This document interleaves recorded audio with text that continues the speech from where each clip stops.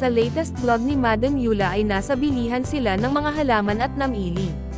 Makikitang napakaraming magandang bulaklak ang nadoon gaya na lamang ng bugambilya. Natuwa naman si Madam Yula nung may dumaang nakamotor si Sir Paul, nakilala pati sila, at bumalik pa ito para batiin sila.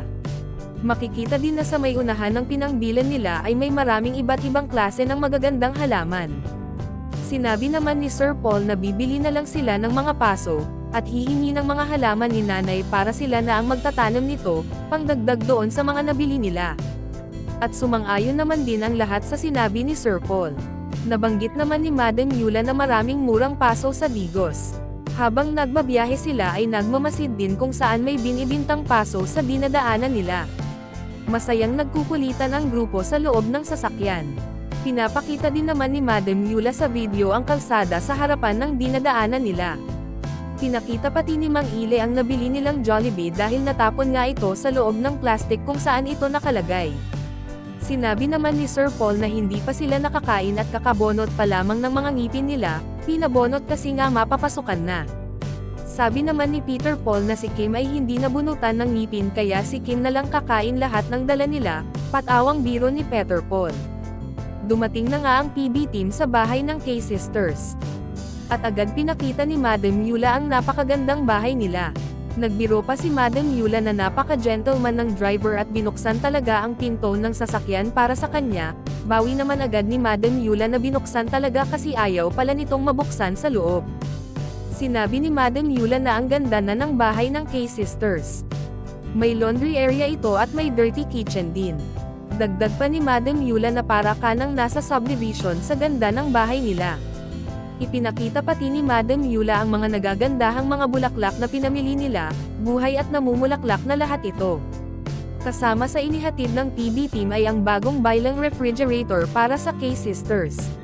Makikita din si Sir Paul na nagbablog at sinabing nagbalik na siya sa Davao at makakasama na ulit silang lahat, ang buong PB team Davao. Pinakita din ni Madam Yula ang napakagandang gate ng bahay nila. Dagdag ni Madam Yula na naka-grills pa ang mga bintana. Makikita din na habang nagbablog si Sir Paul ay nagbibiro pa ito na Alexa voice command ang gate ng bahay ng K-Sisters at ginawa nga ito ni Sir Paul. Ginawa naman ulit ito ni Sir Paul at pinasarado niya. Tawang-tawa naman ang grupo sa ginawang kalukuhan ni Sir Paul. Nilapitan ni Madam Yula ang bintana at pinakita sa malapitan ang grills na pinagawa para sa safety ng K-Sisters. Pinakita pati ni Madam Yula ang bakod nila. Sinabi ni Madam Yula na ang ganda nito at nakapintore pa. Pumasok na si Madam Yula sa bahay at na-amazed ito nang makitang may cabinet na sa ibabaw ng lababo nila. Ipinakita ni Madam Yula nang malapitan ang cabinet nila at sabi pa niya napakasosyal nito. Makikita din na sobrang ganda nga nito gawa sa salamin at napaka-elegant nitong tingnan talagang pangmayaman. Binuksan din ni Madam Yula ang faucet sa lababo nila at may tubig na.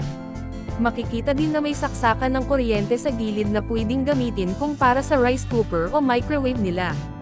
Pinakita din ni Madam Yula ang tiles ng lababo nila at ang ganda din nito, dagdag sabi ni Madam Yula. Makikita din ang pinto nila na naka-screen pa. Marinig na tinawag at hinanap ni Sir Paul si Peter Paul. Makikita din ang lalaking naghahakot ng mga bulaklak mula sa sasakyan nila.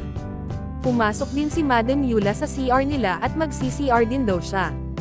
Napawaw naman si Madam Yula sa ganda ng CR nila at sa mga gamit sa loob nito tulad ng shower. Dagdag pa ni Madam Yula na buena mano siyang mag-CCR sa CR ng K-Sisters. Nakapag-CR na nga si Madam Yula at sinubukan pa niyang gamitin ang bidet nila, sabi pa niya ang lakas ng tubig nito. Pati ang shower nila ay hindi nakaligtas kay Madam Yula, sinubukan din niyang buksan ito. Pinapasalamatan ni Madam Yula si Tito Efren na siyang sponsor ng pabahay para sa K-Sisters. Sabi ni Madam Yula na pang subdivision talaga ang disenyo at kagamitan nila.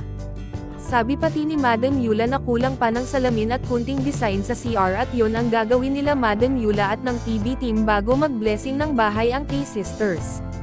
Pinakita ni Madam Yula ang kabuuan sa loob ng bahay ng K-Sisters.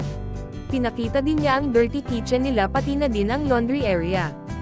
Bumalik ulit si Madam Yula sa loob ng bahay at makikitang magkakabit na ng blinds ang mga gumagawa. Natanong din ni Madam Yula kung magkano yung buong cabinet sa itaas ng lababo kasi yun ang gusto niya. Sumagot naman ang mga panday na nasa 12,000 ang presyo nito. Sinabi pati ni Madam Yula na mura lang ito at doon sa kanila ay mahal ang ganitong klase ng cabinet. Sinabi naman ni Kuyang Panday na 16,000 sana ito, pero natawaran niya ito at naging 12,000 na lang. Sinabi din ni Madam Yula na alam niyang mahal ito dahil nag-inquire siya ng ganito at ganito sana yung ipapagawa niya sa bahay nila. Natanong din ni Madam Yula kung magkano naman yung cabinet na nasa ibaba ng lababo.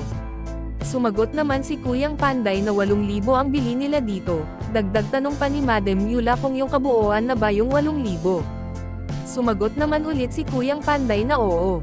Kaya sinabi ni Madam Yula na mas mura talaga, dahil katulad nito yung pinagawan niyang 3 cabinet din, pero nagbayad siya ng 14,000.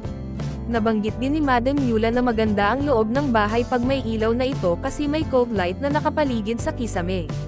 Makikita din si Sir Paul na kumukuha ng video sa loob ng bahay.